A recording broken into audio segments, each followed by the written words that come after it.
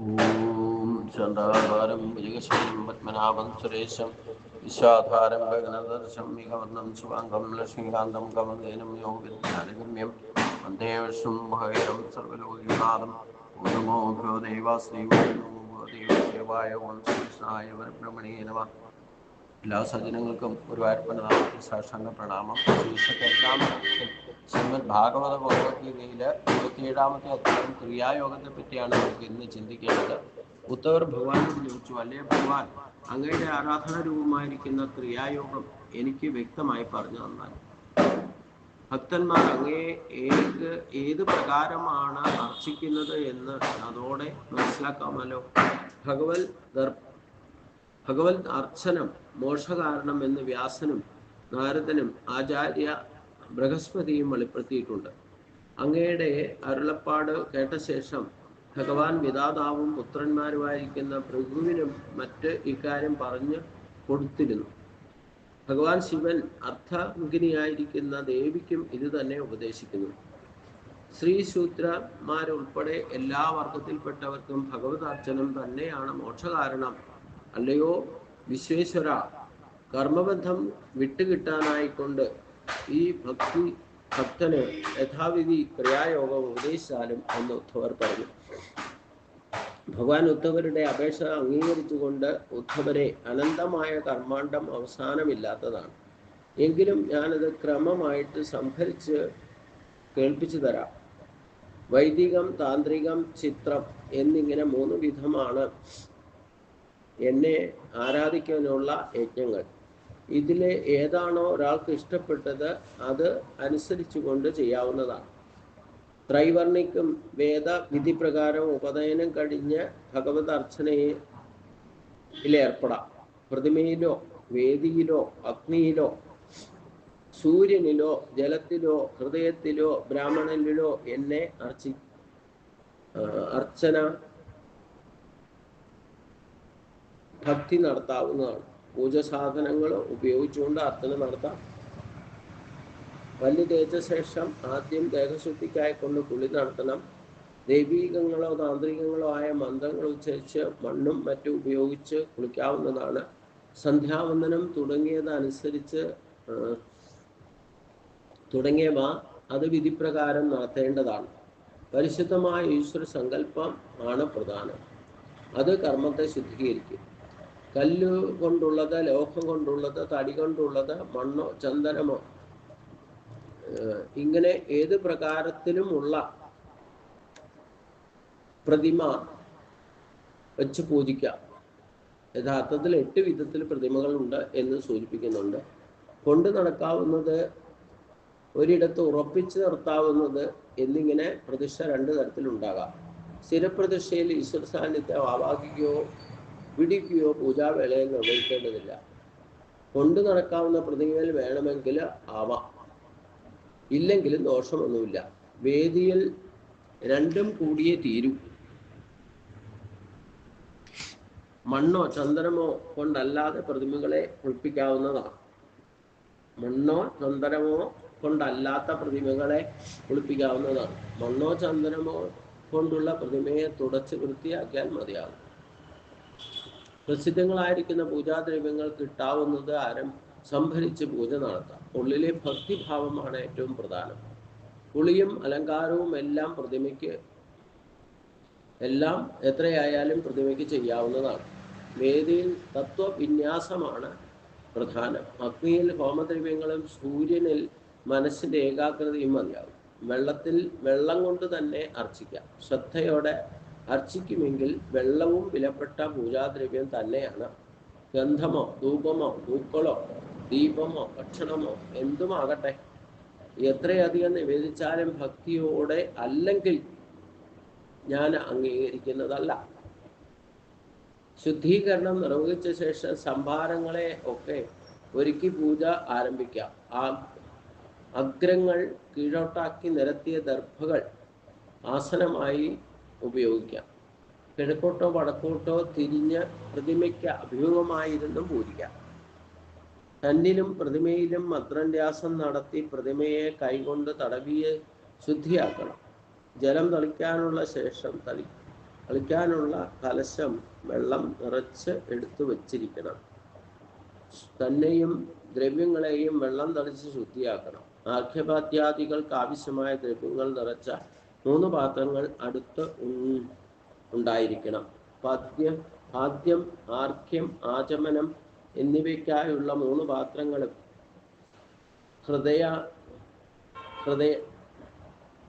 ഹൃദയാദി മന്ത്രങ്ങൾ കൊണ്ടും ഗായത്രി മന്ത്രം കൊണ്ടും പൂജിക്കണം. ദേഹത്തിൽ പ്രാണനും അഗ്നിയും ശുദ്ധീകരിക്കപ്പെട്ട് ഹൃദയപത്മത്തിൽ പരമസത്യവും സൂക്ഷ്മവുമായ ജീവകലയെ ധ്യാനിക്കണം. സിദ്ധന്മാർ പ്രാണനാദത്തിന്റെ അന്തിമയാത്രയിൽ ഭാവന ചെയ്ത് ഉറപ്പിക്കുന്നതാണ് ജീവനകല. അത് ദേഹത്തിൽ ബോധരൂപനായിരിക്കുന്ന ആത്മാവിൽ സർവത്ര നിറഞ്ഞിരിക്കുന്നതായിട്ട് സങ്കല്പിക്കണം. ആ ജീവകലയെ പ്രതിമയിൽ ആവാഹിച്ച് വച്ച ശേഷം പൂജിക്കണം. പ്രതിമയിൽ പാദ്യാദി ഉപചാരങ്ങൾ കൽപ്പിച്ചിട്ട് ആരാധിക്കണം. ധർമാദി 9 ശക്തികളെ കൊണ്ട് ഇരിപ്പിടം ഉറപ്പിക്കണം. കർണികാ കേസരങ്ങളോടുകൂടിയ 8 ഇതളുകളുള്ള താമരയെ സങ്കല്പിക്കണം. ഇഹ പര സുഖങ്ങൾക്കായി കൊണ്ട് വേദ തന്ത്ര മന്ത്രങ്ങളിലൂടെ ഇതിൽ എന്നെ ധ്യാനിക്കാവുന്നതാണ്.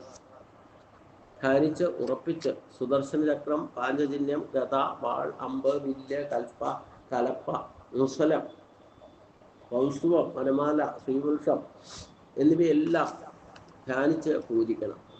നന്ദനെ, സുനന്ദനെ, ഗരുഡനെ, പ്രചണ്ഡനെ, ചണ്ഡനെ, മഹാബലനെ, ബലനെ, കുമുദനെ, ദുർഗയെ, വിനായകനെ, വിഷക്സേനനെ, ഗുരുക്കന്മാരെ, സുരന്മാരെ എന്നിവയെല്ലാം അവർക്ക് ഉചിതമായ സ്ഥാനം കൽപ്പിച്ച് ഓർമ്മിച്ച് പൂജിക്കണം. ചന്ദനം, രാമച്ചം, കർപ്പൂരം, കുങ്കുമം, അഖിൽ തുടങ്ങിയ സുഗന്ധദ്രവ്യങ്ങൾ കൊണ്ട് സുഗന്ധിതമാക്കിയ ജലത്തിൽ പ്രതിമകളെ ദിവസേന കുളിപ്പിക്കണം. വേദാന്തർഗതങ്ങളായിട്ടുള്ള മഹാപുരുഷ വിദ്യാസ്തോത്രം കൊണ്ട്, പുരുഷ സൂക്തം കൊണ്ടും സാമവേദ മന്ത്രങ്ങൾ കൊണ്ടും ഉപാസിക്കണം. എൻ്റെ ഭക്തൻ എന്നെ യഥോചിതം വസ്ത്രങ്ങൾ കൊണ്ട്, ആഭരണങ്ങൾ കൊണ്ടും, സുഗന്ധദ്രവ്യങ്ങൾ കൊണ്ടും, ലേപനങ്ങൾ കൊണ്ടും, സാധകൻ പാദ്യം, ആചമനീയം, പൂക്കൾ, ധൂമം, ദീപം തുടങ്ങിയ ഉപഹാരങ്ങൾ ശ്രദ്ധയോടെ നൽകേണ്ടതാണ്. ശർക്കര പായസം, നെയ്പായസം, പലഹാരങ്ങൾ, വിവിധ തരം അന്നങ്ങൾ എന്നിവയൊക്കെ നിവേദിക്കാവുന്നതാണ്. അതാത് കാലങ്ങളിൽ നിർവഹിക്കാവുന്നതാണ്. അന്നദാനം, ഗീത, നൃത്താദി ഇവയൊക്കെ എല്ലാ ദിവസവും നടത്താവുന്നതാണ്. വിധിപൂർവം ഹോമദ്രവ്യങ്ങൾ വിധിപൂർവം ശുദ്ധീകരിച്ച് കുണ്ടത്തിൽ നിക്ഷേപിക്കാം. സ്വർണകാന്തി വിതറുന്നതും ശംഖചക്ര ഗദാബ്ജങ്ങളും 4 കൈകളോട് കൂടിയതും ശാന്തവും പീതാംബര ശോഭിതവും കിരീട കടകങ്ങളോട് കൂടിയും സൂത്രാം ഗധ ശോഭിതവും ശ്രീവത്സക്ഷസും കൗസ്തുഭ വനമാലാദി മനോഹരവുമായിരിക്കുന്ന എൻ്റെ രൂപം ധ്യാനിക്കണം. നെയ് പുരട്ടിയ ചമത വിറകിട്ട് ജ്വലിപ്പിച്ച് അഗ്നിയിൽ വിധിപൂർവകമായിരിക്കുന്ന പ്രത്യേക ഹോമകർമ്മങ്ങൾക്ക് നിർവഹിക്കാം.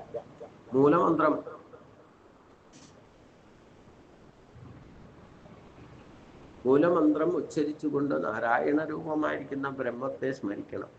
എല്ലാ പൂജകളും ഒടുവിൽ ബ്രഹ്മപ്രാപ്തിക്കുള്ളവയാണ്. ഭഗവത് ഭോജനം അവസാനിപ്പിച്ചിട്ട് ഭഗവാന്റെ മുമ്പിലിരുന്ന് ബ്രഹ്മസ്മരണയോടെ ബ്രഹ്മസ്മരണയോടുകൂടി സ്വയം ഭക്ഷണം കഴിക്കാം.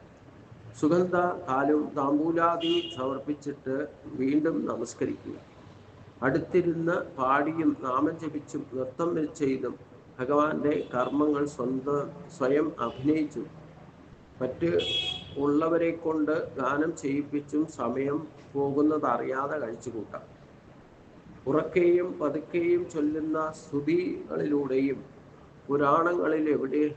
പുരാണങ്ങളോ ആവയോ അഥവാ പ്രകൃതങ്ങളോ ആയ സ്തുതികളിലൂടെയും എന്നെ സ്തുതിക്കാവുന്നതാണ്, കീർത്തിക്കാവുന്നതാണ്. ഭഗവാൻ എന്നിൽ പ്രസാദിക്കണേ എന്ന് അഭ്യർത്ഥിച്ച് ദണ്ഡവത് നമസ്കാരം അഥവാ സാഷ്ടാംഗ പ്രണാമം ചെയ്യാവുന്നതാണ്. ശിരസ് ഭഗവത്പാദങ്ങളിൽ അർപ്പിച്ച് 2 കൈകൾ കൊണ്ടും കാലുകൾ ഗ്രഹിച്ച് മരണത്തെ ഭയന്ന് അഭയം പ്രാപിച്ചിരിക്കുന്ന എന്നെ രക്ഷിക്കണേ എന്ന് പ്രാർത്ഥിക്കാം. പ്രാർത്ഥന കഴിഞ്ഞ് നിർമാല്യം ശിരസിലണിഞ്ഞ് പ്രതിമയിൽ നിന്നും ഭഗവാനെ ഉദ്ദംസിച്ച് സ്വന്തം ഹൃദയപത്മത്തിൽ ലയിപ്പിക്കാവുന്നതാണ്. ഇവിടെ എപ്പോൾ വരെ ആണ് പ്രതിമാദിയിൽ ശ്രദ്ധ തുടരുന്നത് അതുവരെ എന്നെ അവയിൽ അർപ്പിക്കാം. എല്ലാ പ്രപഞ്ചഘടകങ്ങളിലും ഞാൻ നിറഞ്ഞു നിൽക്കുന്നു. സർവാത്മാവായിരിക്കുന്ന ഞാൻ അവനവൻ്റെ ആത്മാവിനെ സ്ഥിതി ചെയ്യുന്നു എന്ന് മനസ്സിലാക്കുക. എല്ലാവിധമായ ഈശ്വര പൂജയുടെയും പരമലക്ഷ്യം സർവം ബ്രഹ്മമയം എന്ന ശാസ്ത്രസത്യം അനുഭവിച്ച് അറിയുക എന്നതാണ്. ക്രിയായോഗമൊക്കെ വിസ്തരിച്ച് പ്രതിപാദിച്ചെങ്കിലും അവയിലൊന്നും കടുത്ത നിഷ്കർഷയോ നിർബന്ധബുദ്ധിയോ ആവശ്യമില്ല. നിർബന്ധബുദ്ധി വന്നാൽ അവയൊക്കെ വാസനയായി മാറി ബന്ധകാരണമായി തീരും. സർവത്ര ബ്രഹ്മഭാവം ഉറപ്പിച്ചു വരുത്തുകയാണ് ലക്ഷ്യമെന്ന് ഉറപ്പിക്കുക. അതാത് സന്ദർഭങ്ങളിൽ തന്നെ പരിഹരിക്കപ്പെടുന്നതാണ്. പാകപ്പിഴ വന്നാലും ഏതു തരത്തിലുള്ള ന്യൂനതകൾ വന്നാലും അതൊക്കെ പരിഹരിക്കപ്പെടുന്നതാണ്. സർവം ബ്രഹ്മമയമാണെങ്കിൽ എവിടെ എന്തു പാകപ്പിഴ? ഇക്കാര്യം സദാ ഓർമ്മിച്ചുകൊണ്ട് എവിടെയും അവനവന്റെ സ്വധർമ്മം ശ്രദ്ധയോടെ നിർവഹിക്കേണ്ടതാണ്. ഒരിടത്തും ആശങ്കയ്ക്കോ കുണ്ഠിതത്തിനോ അവകാശമില്ല. കൃഷ്ണൻ തുടർന്നും പറഞ്ഞു, ഉദ്ധവരെ, ഇപ്രകാരം പ്രതീകങ്ങളായി ആശ്രയിച്ച് ദൈവിക താന്ത്രിക വിധിപ്രകാരം ക്രിയായോഗം അനുഷ്ഠിക്കുകയാണെങ്കിൽ ക്രമേണ ഭൗതികവും ആധ്യാത്മികവുമായ സിദ്ധികൾ കൈവരിച്ച് ജീവിതത്തിൽ ചാരിതാർത്ഥ്യം ഭവിക്കുകയും ചെയ്യും. എൻ്റെ പ്രതിമകൾ പ്രതിഷ്ഠിച്ച് ഇതിനായി ക്ഷേത്രങ്ങൾ പണി കഴിപ്പിക്കാവുന്നതുമാണ്. അവയോട് ചേർത്ത ഉദ്യാനങ്ങളും വിദ്യാമന്ദിരങ്ങളും നിർമ്മിക്കാം. ഘോഷയാത്രകളും ഉത്സവങ്ങളും സംഘടിപ്പിക്കാം. പ്രതിഷ്ഠ കൊണ്ട് സർവഭൗമനാകാം. ദാനം കൊണ്ട് ത്രിലോകവും കീഴടക്കാം. പൂജ കൊണ്ട് ബ്രഹ്മാവിൻ്റെ ലോകത്തെ എത്തുകയും ചെയ്യാം. മൂന്നും ഒരുമിച്ച് അനുഷ്ഠിച്ചാൽ എന്നോട് സാമ്യം പ്രാപിക്കും. നിരപേക്ഷമായ ഭക്തിയോഗം എല്ലാം നേടിത്തരും എന്നതിൽ സംശയമൊന്നും വേണ്ട എന്ന് പറഞ്ഞുകൊണ്ടാണ് ക്രിയായോഗം എന്ന നാമത്തിൽ അറിയപ്പെടുന്ന ഈ 27ാമത്തെ അധ്യായം സമർപ്പിക്കപ്പെടുന്നത്. അപ്പം ഭഗവാനെ പൂജിക്കേണ്ട രീതി എപ്രകാരമാണ് ഒരു ഭക്തൻ ആചരിക്കേണ്ടത്, ആദരിക്കേണ്ടത്, അർച്ചന നടത്തേണ്ടത് എന്ന്, അഥവാ പൂജ ചെയ്യേണ്ടത് എന്ന് ഭാഗവതത്തിലും ഒരധ്യായത്തിലൂടെ പറയുന്നു. അതേപോലെ തന്നെ ഗീതയിലെ 9ാം അധ്യായത്തില് എങ്ങനെയാണ് എന്നെ പൂജിക്കേണ്ടതെന്ന് പറയുന്നത്. പത്രം പുഷ്പം ഫലം തോയം യോമേ ഭക്ത്യാ പ്രയച്ഛതി എന്ന് ഭഗവാൻ കൃത്യമായിട്ട് അത് പറഞ്ഞു തരുന്നുണ്ട് എന്നർത്ഥം. ഭഗവാൻ തുടർന്നും അന്യരുടെ സ്വഭാവകർമ്മങ്ങളെ സ്തുതിക്കുകയോ നിന്ദിക്കുകയോ ചെയ്യരുത്. പ്രകൃതിയെയും പുരുഷനെയും ചിന്തിച്ച് അറിഞ്ഞ് വിശ്വത്തെ സദാ ബ്രഹ്മമായി കാണണം.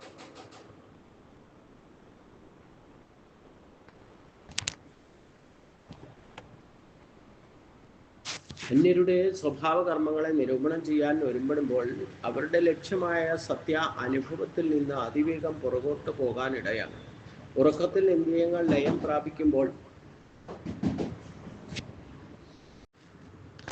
കേവലം മനോമയമായ ജീവൻ സ്വപ്നത്തിൽ മരണം വരെ അനുഭവിക്കുന്നു. അതേപോലെ മായാമയമാണ് ഈ നാനാർത്ഥ ദർശനം എന്നറിയുക.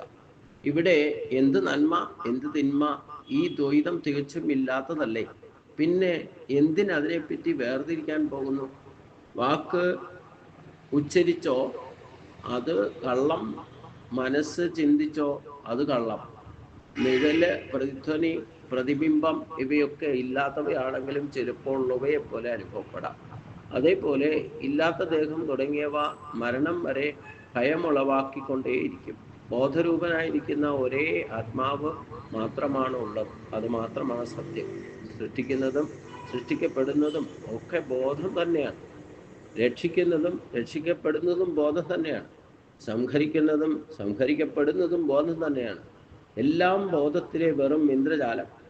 അതുകൊണ്ട് ഇവിടെ ആത്മാവല്ലാതെ മറ്റൊന്നും നിരൂപണം ചെയ്യപ്പെടേണ്ടതായിട്ടില്ല എന്നതാണ് സത്യം.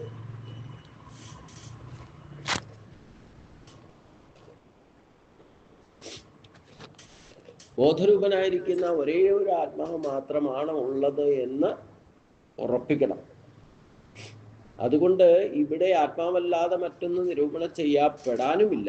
സത്വം, രജസ്, തമസ് എന്നിങ്ങനെ മൂന്നായി വേർതിരിച്ച് കാണുന്നതൊക്കെ യുക്തി പറയാൻ ഇല്ലാത്ത ആത്മാവിൽ തോന്നുന്ന ഭ്രമങ്ങൾ മാത്രമാണെന്നറിയുക.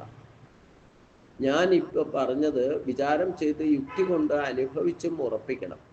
യുക്തി കൊണ്ട് ഉറപ്പിക്കുന്നതാണ് ജ്ഞാനം, അനുഭവിച്ച് ഉറപ്പിക്കുന്നതാണ് വിജ്ഞാനം. ജ്ഞാനവിജ്ഞാനങ്ങളുടെ സത്യം ഉറപ്പു വരുത്തിയവനാണ് വിദ്വാൻ എന്ന് പറയപ്പെടുന്നു. അദ്ദേഹം പിന്നെ ആരെയും നിന്ദിക്കുന്നില്ല, സ്തുതിക്കുന്നില്ല. വിദ്വാൻ സൂര്യനെ പോലെ സർവത്ര സൂര്യപ്രകാശം പരത്തി സഞ്ചരിക്കുന്നു. ശ്രുതി യുക്തിയ അനുഭവങ്ങളിലൂടെ ആദിയും അന്തവുമുള്ള ഈ ജഗത്ത് ഇല്ലാത്തതാണെന്ന് അറിയണം. എന്നിട്ടും നിസ്സംഗനായി ജീവിതം നയിക്കണം. ഇത്രയും കേട്ടതോടെ ഉദ്ധവർ വീണ്ടും ചോദിച്ചു, ദൃഷ്ടാവായിരിക്കുന്ന ബോധത്തിന് സംസാരബന്ധമില്ല, ജഡമയ ദൃശ്യത്തിനും സംസാരബന്ധമില്ല. അപ്പോൾ പിന്നെ ആർക്കാണ് ഈ സംസാരബന്ധം? ആത്മാവ് അഴിവില്ലാത്തവനും നിർഗുണനും ശുദ്ധനും അഗ്നിയെപ്പോലെ സ്വയം പ്രകാശിക്കുന്നവനുമാണ്. വിറക് പോലെ ജഡം ആണ് ഈ ദേഹം. പിന്നെ സംസാരബന്ധനം ആർക്കാണ്? ഭഗവാൻ പറഞ്ഞു, ഉദ്ധവരെ, ബോധരൂപനായിരിക്കുന്ന ആത്മാവിന് ദേഹവും ഇന്ദ്രിയങ്ങളും പ്രാണനുമായി എത്രത്തോളം കാലം അടുപ്പമുണ്ടായിരിക്കുമോ അത്രത്തോളം കാലം സംസാരബന്ധം തുടർന്നുകൊണ്ടേയിരിക്കും. നിരർത്ഥകമായിരിക്കുന്ന ഈ സംസാരബന്ധം ജഡബോധങ്ങളെ തിരിച്ചറിയാൻ കഴിയാത്ത അവിവേകിക്കാണ് ഈ ജഡവിഷയങ്ങൾ വാസ്തവത്തിൽ ഇല്ലാത്തവയെന്നത്. പുറമേ ജഡവിഷയമില്ലെങ്കിൽ പോലും ഈ സംസാരബന്ധം തുടരും. മനസ്സുകൊണ്ടും വിഷയങ്ങളെ സങ്കല്പിച്ച് ദുഃഖിക്കാൻ ഇടവരും. സ്വപ്നത്തിൽ പല കാര്യങ്ങളും സത്യമല്ലെങ്കിലും കണ്ടതുപോലെ അനുഭവിച്ച് സത്യമായി തന്നെ തോന്നും. അതേപോലെ ബ്രഹ്മസത്യം അനുഭവിച്ച് ഉണരാത്തിടത്തോളം കാലം ഈ ദ്വൈതഭാവം സത്യമായി തന്നെ തോന്നും. സ്വപ്നത്തിൽ നിന്ന് ഉണർന്നാൽ കണ്ടതെല്ലാം താൻ തന്നെ. ബ്രഹ്മാനുഭവം നേടി ഉണർന്നാൽ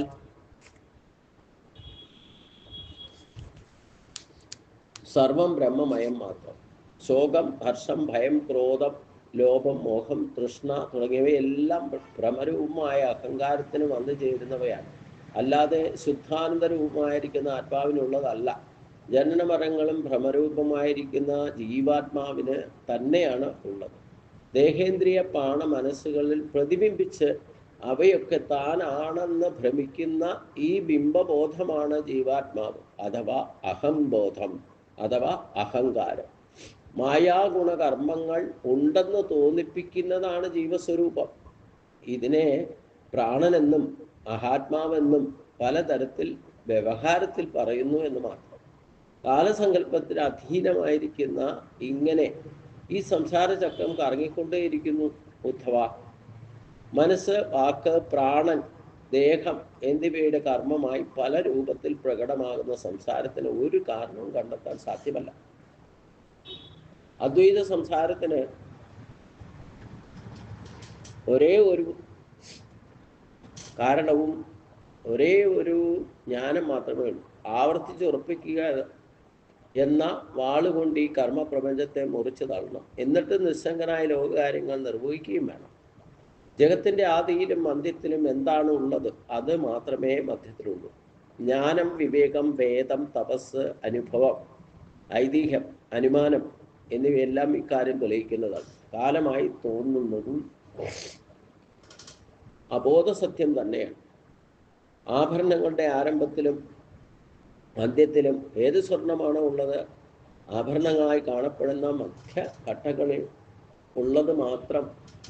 ആത്മാവിൻ്റെ സ്ഥിതിയും ഇത് തന്നെയാണ്.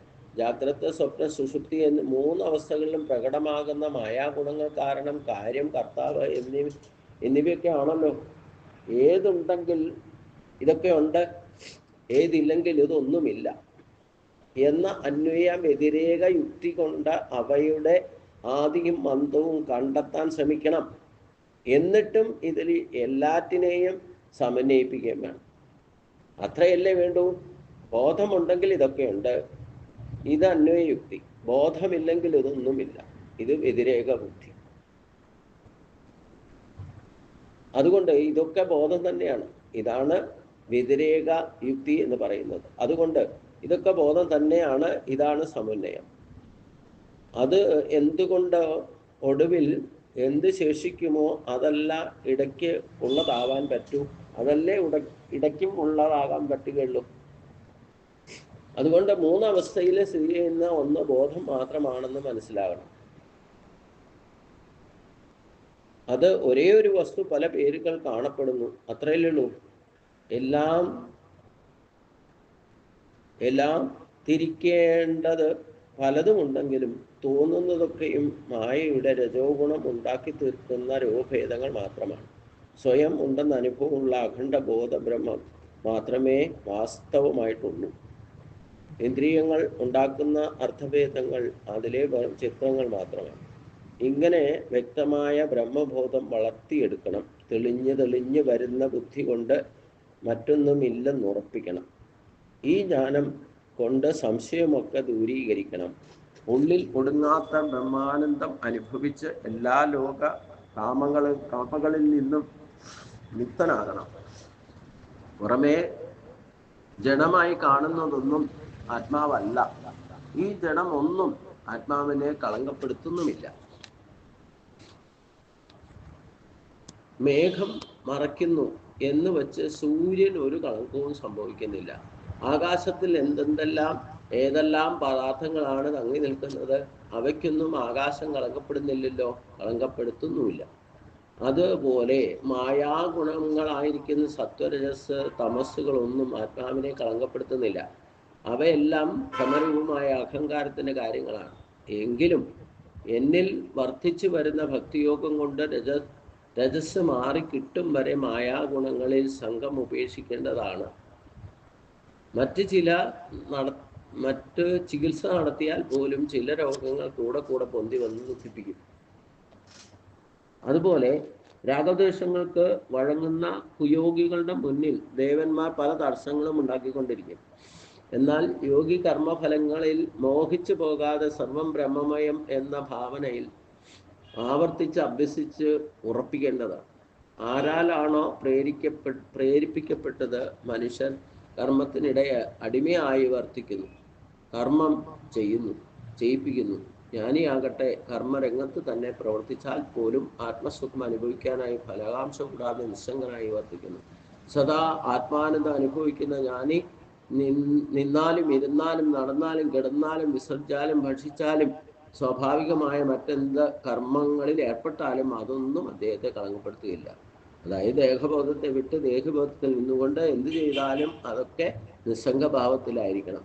പലതായി എന്തൊക്കെ കണ്ടാലും അതൊന്നും സത്യമായി കരുതുന്നില്ല. സ്വപ്നത്തിൽ നിന്നുണർന്ന് ഒരാൾ സ്വപ്ന ദൃശ്യങ്ങളെ എന്ന പോലെ മുൻപ് കണ്ടിരുന്ന മായാചിത്രത്തെ അദ്ദേഹം സ്വീകരിക്കുകയോ തള്ളുകയോ ചെയ്യുന്നില്ല. സൂര്യോദയത്തിൽ മനുഷ്യദൃഷ്ടി പിന്നെ ഇരുട്ടിനെ ഉള്ളതായേ കരുതുന്നില്ല. അതേപോലെ സർവത്ര സമദർശനം ഉറപ്പുവരുത്തുന്ന ജ്ഞാനിയുടെ ബുദ്ധി ജ്ഞാന തമസ്സിനെ പാടെ പുറന്തള്ളും. അഖണ്ഡ ബോധരൂപമായിരിക്കുന്ന ബ്രഹ്മം ഉണ്ട് എന്നിങ്ങനെ ഉണ്മ സ്വരൂപമായിട്ടുള്ള പരമസത്യം ചിന്തിച്ച് ഉറപ്പിക്കണം. ജനിക്കാത്തതും അളന്ന് തിട്ടപ്പെടുത്താൻ കഴിയാത്തതുമാണ് കേവല ആനന്ദാനുഭവം. എല്ലാ അനുഭവങ്ങൾക്കും ഉറവിടമാണ്, ഏകനാണ്, രണ്ടില്ലാത്തവനാണ്. വാക്കുകൾ ഉപശമിപ്പിക്കുന്ന ഇടമാണ്. വാക്കും പ്രാണനും എല്ലാം അതിൻ്റെ സാന്നിധ്യത്തിൽ മാത്രം ഉള്ളവയായി തീർന്നവയാണ്. കേവലമായ ആത്മാവിൽ രണ്ടുണ്ടെന്ന് തോന്നപ്പെടുന്നത് മാത്രമാണ് ആത്മസമ്മോഹം. ആത്മാവ്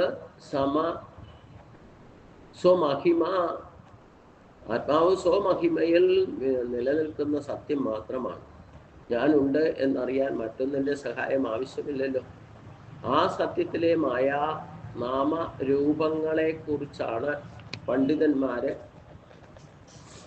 വെറുതെ അഭിമാനിക്കാൻ സദാ ചർച്ച നടത്തിക്കൊണ്ടിരിക്കുന്നത്. അപക്വമതികളായ യോഗിമാർക്ക് ചിലപ്പോൾ ജഡപ്രകൃതികളായ സിദ്ധികളും മറ്റും അനുഭവപ്പെട്ടു എന്ന് വരാം. അവയെല്ലാം അപ്രധാന സത്യ അനുഭവത്തിന് തടസ്സങ്ങളുമാണ്. അവയൊക്കെ യോഗധാരണ ഉറപ്പിച്ച് ദഹിപ്പിച്ച് കളയേണ്ടതുമാണ്. ബ്രഹ്മസത്യം ആവർത്തിച്ച് ഓർമ്മിപ്പിച്ചും നാമസങ്കീർത്തനാദി ഉപായങ്ങൾ കൊണ്ടും അത്തരം തടസ്സങ്ങളെ കടന്ന് പോകേണ്ടതാണ്. ചിലർ ഈ ജഡദേഹത്തെ കൽപ്പസേവ കൊണ്ടും മറ്റ് യോഗാനുഷ്ഠാനങ്ങൾ കൊണ്ടും സ്ഥിരമാക്കി നിർത്താൻ ആഗ്രഹിക്കുന്നു. അവരുടെ ശ്രമം നിരർത്ഥകമാണ്. അത് ശുഭകാര്യത്തിന് കാര്യമാണെന്ന് തോന്നുന്നുമില്ല. ഒരു മരത്തിലാകെ എന്ന പോലെ ഈ ശരീരം ആവശ്യം ജീർണിച്ച് നശിച്ചേ പറ്റും. യോഗാഭ്യാസം കൊണ്ട് ദേഹത്തെ സ്ഥിരമാക്കി നിർത്താമെന്ന് ചിലർ കരുതുന്നുണ്ടെങ്കിൽ പരമസത്യം അനുഭവിക്കാൻ ആഗ്രഹിക്കുന്ന ഒരു ഭക്തൻ അതിൽ ശ്രദ്ധ വയ്ക്കാനേ പാടില്ല. ഉദ്ധവരെ, ഞാൻ വിവരിച്ച ഈ യോഗചര്യ ശ്രദ്ധയോടെ പിന്തുടരുമെങ്കിൽ ഒരു യോഗിയെ തടസ്സപ്പെടുത്താൻ ആർക്കും കഴിയുമില്ല. അതായത് ആത്മസ്വരൂപ തലത്തിൽ ഉണർന്ന് അവിടെ യോഗാരൂഢനായി തന്നെ സ്ഥിതി ചെയ്യാൻ ജപതപാദികൾ ഒരു പരിധിവരെ നമ്മളെ സഹായിക്കും. ആ ആത്മജ്ഞാനം ലഭിച്ചു കഴിഞ്ഞാൽ പിന്നെ നിസ്സംഗഭാവത്തിൽ ദ്വൈതഭാവം പോയിട്ട് അദ്വൈതഭാവത്തിൽ ആനന്ദ അനുഭവം അനുഭവിച്ചറിഞ്ഞു കഴിഞ്ഞാൽ പിന്നെ നിസ്സംഗ ബുദ്ധിയോട് ജീവൻ മുക്തഭാവത്തിൽ കർമ്മം ചെയ്യാതിരിക്കാം. അപ്പൊ അതിലൊന്നും ഈ യോഗാനുഷ്ഠാനങ്ങളാണെങ്കിൽ ചെയ്താലും ചെയ്തില്ലേലും ഒക്കെ ഫലം ഒന്നാം. നമ്മൾ എത്തേണ്ട അടുത്ത് എത്തിക്കഴിഞ്ഞാൽ പിന്നെ ഇതൊന്നും ആവശ്യമില്ല എന്ന ധാരണയിലേക്ക് സ്വയം അനുഭവത്തിൽ എത്തണം. ചെയ്താലും കുഴപ്പമില്ല, ചെയ്തില്ലേലും കുഴപ്പമില്ല. അങ്ങനെ ഒരു അവസ്ഥയിലേക്ക്, ഒരു പക്വത വന്ന ലെവലിലേക്ക് ഉയരുന്നതാണ് യഥാർത്ഥത്തിൽ അഷ്ടാംഗ യോഗം കൊണ്ട് ഉദ്ദേശിക്കുന്നത് എന്നാണ് ഇവിടെ ഭഗവാൻ ഉദ്ദേശിക്കുന്നത്. എൻ്റെ അടുത്ത ഭാഗം നമുക്ക് അടുത്ത ദിവസം ചിന്തിക്കാം. ഓം സ്വസ്തി പ്രജാഭ്യം പരിപാലയന്താം ന്യായേന മാർഗ്ഗേണ മഹിം മഹീഷാഗോ ബ്രാഹ്മണേഭ്യ ശുഭോസ്തൃത്യം ലോകാ സമസ്താ സുഖിനോ ഭവന്തു. ഓം ശാന്തി ശാന്തി ശാന്തി.